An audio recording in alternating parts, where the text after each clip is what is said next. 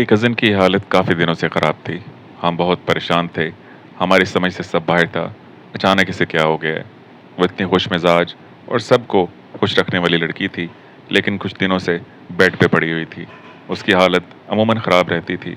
उसके वालिदैन, बहन-भाई, जबकि हम कज़न भी सारे परेशान थे।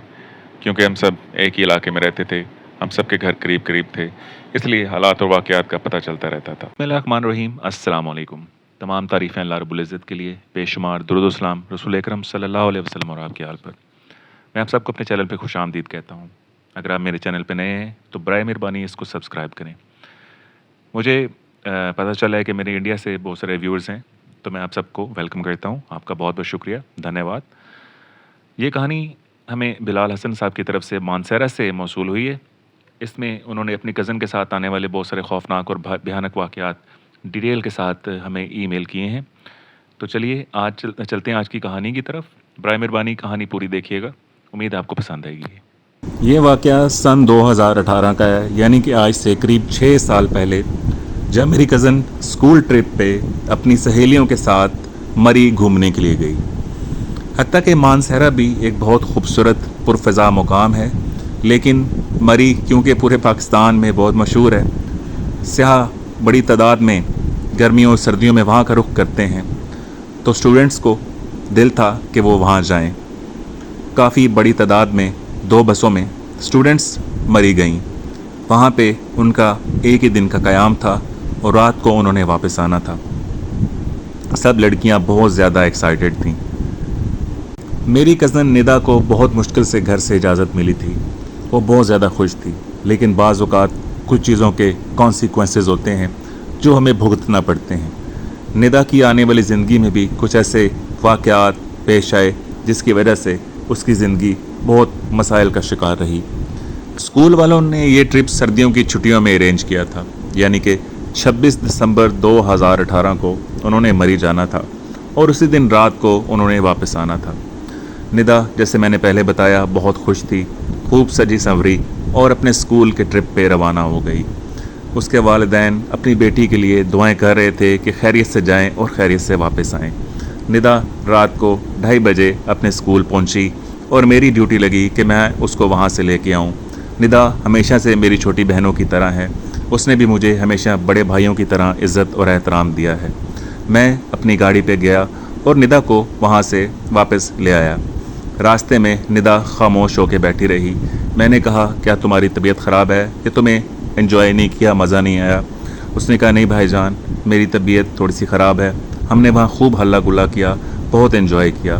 मेरे सर में काफ़ी दर्द हो रही है, यकीनन सफ़र की थकान है और मैं बहुत ज़्यादा थकी हुई हूँ, बस घर जाके सोना चाहती हूँ। मैंने कहा, अगर तुमने कुछ खाना पीना है मैं तुम्हें रास्ते में ले देता हूँ। उसने कहा, नहीं, मुझे कुछ नहीं चाहिए, बस बराए मेहरबानी मुझे घर ले जाएं। मैंने निदा को घर ड्रॉप किया। मैं आंटी और अंकल से मिला और फ़ौरन अपने घर वापस आ गया। सुबह मुझे आंटी की कॉल आई, बेटा निदा की तबीयत सख्त ख़राब है, क्या तुम आ सकते हो? इसे हमने डॉक्टर के पास लेके जाना है।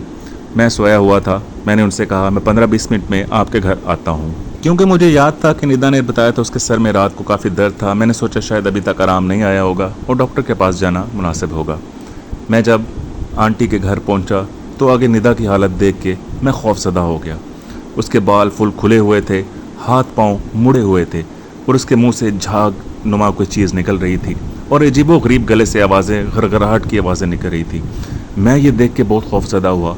आंटी रो रही थी, अंकल अपना सर पकड़ के पास बैठे हुए थे, जबकि निदा की छोटी बहन भी उसके साथ बैठी हुई थी। सब बहुत परेशान थे, अचानक इसे क्या हो गया है? आंटी ने रोते हुए कहा, मैंने इसे बहुत मना किया था कि ना जाए, लेकिन इसकी ज़िद के आगे हमें हार हमेशा माननी पड़ती है। अब देखो इसकी ये अचानक क्या हालत हो गई है, जल्दी करो, इसे डॉक्टर के पास लेके जाना है। हमने निदा को गाड़ी में डाला और फ़ौरन हॉस्पिटल ले गए। वहाँ जाके डॉक्टर ने इनसे कुछ सवालात किए, फिर उसके कुछ टेस्ट वगैरह किए। तकरीबन 1-1.5 घंटे के बाद निदा की हालत बिल्कुल नॉर्मल हो गई। किसी किस्म की कोई दवाई नहीं दी गई, अभी टेस्टों की रिपोर्ट आनी थी, उससे पहले ही निदा की हालत बिल्कुल ठीक हो चुकी थी। हम सब हैरान थे, इससे अचानक क्या हुआ? निदा ने कहा, मुझे आप हॉस्पिटल क्यों लेके आए हैं? उसकी वालदा ने कहा, बेटा तुम बेहोश हो गई थी, हमें अचानक तुम्हें लाना पड़ा।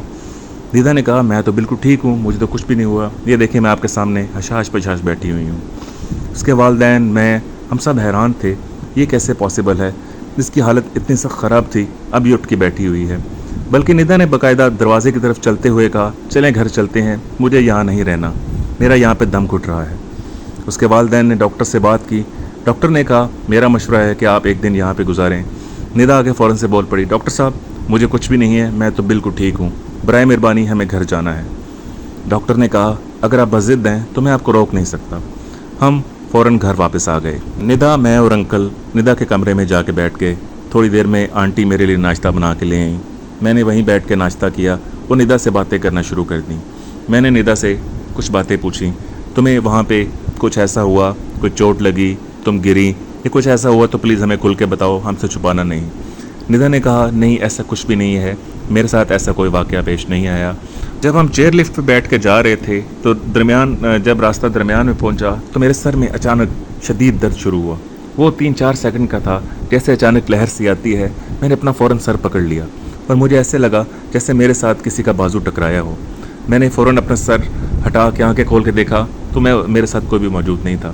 میری ساری سہیلیاں پیر کی صورت میں بیٹھی ہوئی تھیں، لیکن میں اکیلی تھی اور چیئر لفٹ پہ ہم بہت اونچا اونچا ہنستے ہوئے گپیں لگاتے جا رہے تھے۔ درد اتنا شدید تھا کہ میرے آنکھیں خود بخود بند ہو گئیں اور میں نے اپنا سر پکڑ لیا۔ جیسے میں نے پہلے کہا، مجھے لگا جیسے میرے بازو کے ساتھ کوئی چیز ٹکرائی ہے، حالانکہ اس وقت میرے ساتھ کوئی بھی موجود نہیں تھا۔ میں نے سوچا شاید تیز ہوا ہوگی یا یہ میرا وہم ہے، یہ درد کی شدت کی وجہ سے مجھے کچھ ایسا محسوس ہوا ہوگا۔ لیکن جب ہم واپس آئے ٹھیک اسی جگہ پہ دوبارہ میرے ساتھ یہ واقعہ پیش آیا۔ میں تھوڑی سی خوف زدہ ہوئی، لیکن میں نے کسی سے اس کا ذکر نہیں کیا۔ ہاں، اس کے بعد جہاں بھی گئے میں نے کوئی اتنا خوب انجوائے نہیں کیا، کیونکہ میں اس واقعے کو بار بار سوچ رہی تھی۔ یہ باتیں کرتے کرتے اچانک ندا کی طبیعت بگڑنا شروع ہو گئی، پھر اس کے ہاتھ پاؤں ٹیڑھے ہونا شروع ہو گئے اور اس کے منہ سے جھاگ نکلنا شروع ہو گیا۔ تھوڑی دیر کے بعد جھاگ تو آنا بند ہو گیا، لیکن اس کی آنکھیں جیسے اوپر ٹک گئی تھی چھت کی طرف، اور اس کے اندر سے ایک مردانہ عجیب و غریب آواز آ رہی تھی۔ یہ معاملہ دیکھ کے میں بہت خوف زدہ ہوا اور انکل بھی پریشان ہو گئے۔ آنٹی فوراً بھاگ کے آئیں کہ ایسے اچانک کیا ہو گیا ہے۔ ہم نے فوراً سے 1122 ریسکیو کو کال کی، وہ آئے، انہوں نے اس کی طبیعت چیک کی، لیکن اس وقت تک ندا کی طبیعت بالکل ٹھیک ہو چکی تھی۔ ہم نے ان کا شکریہ ادا کیا اور وہ وہاں سے چلے گئے۔ اب معاملات کچھ سمجھ میں آنا شروع ہوئے تھے۔ میں نے انکل اور آنٹی سے کہا، مجھے لگتا ہے اس کے اوپر کسی باہر کی چیز کا سایہ پڑ گیا ہے۔ لڑکیاں عموماً گھومنے پھرنے جاتی ہیں، بال کھلے ہوئے ہوتے ہیں تو یہ چیزیں ان پہ اثر انداز ہو جاتی ہیں۔ آپ کو پتہ ہے یہیں قریب پہاڑیوں میں خان بابا کا دربار ہے، ہم نے سنا ہے وہاں سے اللہ پاک لوگوں کو شفا دیتا ہے، ہمیں فوراً سے ندا کو وہاں لے کے جانا چاہیے۔ انکل آنٹی نے میرے بات سے اتفاق کیا، ہم فوراً ندا کو وہاں کی طرف لے کے چل پڑے۔ ندا بضد تھی کہ وہ وہاں نہیں جائے گی، میں تو بالکل ٹھیک ہوں، آپ لوگ مجھے کیوں ہسپتال اور درباروں پہ لے کے جا رہے ہیں؟ آنٹی نے کہا، تمہیں وہاں ہر حال میں چلنا پڑے گا۔ میں نے ندا کا ہاتھ پکڑا، اس نے کہا میں نے کہا تم میری بہن ہو، میری بات مانو۔ اس نے کہا ٹھیک ہے بھائی، میں آپ سے ضد نہیں کرتی، میں آپ کے ساتھ چلنے کو تیار ہوں۔ تھوڑی دیر کے بعد، تقریباً 45 منٹس کے بعد ہم اس دربار پہ پہنچ گئے۔ وہاں پہ اور بھی لوگ موجود تھے۔ سیڑھیاں چڑھ کے جیسے ہم دربار کے دروازے پہ پہنچے، ندا کو اچانک جھٹکا لگا اور وہ لڑکتی ہوئی پیچھے جا گری۔ ہم یہ دیکھ کے حیران ہو گئے، اسے اچانک کیا ہوا ہے؟ میں فوراً بھاگا، ندا کو اٹھایا، وہ درد سے کرا رہی تھی، اس کی کمر میں شدید جھٹکا لگا تھا۔ میں نے ہمت دے کے اسے اٹھایا۔ تھوڑی دیر کے بعد دوبارہ سے جب ہم دروازے پہ پہنچے تو وہ لڑکتی ہوئی خود سے میرا ہاتھ چھڑا کے پیچھے جا گری اور اس کی حالت دوبارہ خراب ہونا شروع ہو گئی۔ اس کے اندر سے مردانہ آواز آ رہی تھی کہ میں اندر نہیں جاؤں گا، مجھے چھوڑ دو، مجھے واپس لے کے چلو، ورنہ میں تمہیں مار دوں گا سب کو۔ ہم یہ دیکھ کے کافی خوف زدہ ہوئے۔ وہاں پہ اور بھی لوگ اکٹھے ہو گئے، سب یہ ماجرا دیکھ کے کافی پریشان تھے۔